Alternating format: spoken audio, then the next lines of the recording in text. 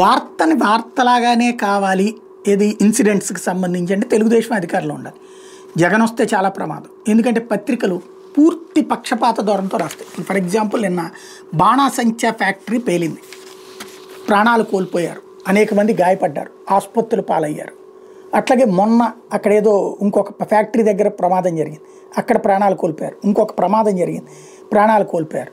ఇదే సంఘటనలు జగన్ ఉన్నప్పుడు జరిగితే ఆ ఎడ్ల బండికి వైఎస్ఆర్ కాంగ్రెస్ పార్టీ రంగుంది కాబట్టి వైసీపీ వాళ్ళే ఇందులో చేసేశారు.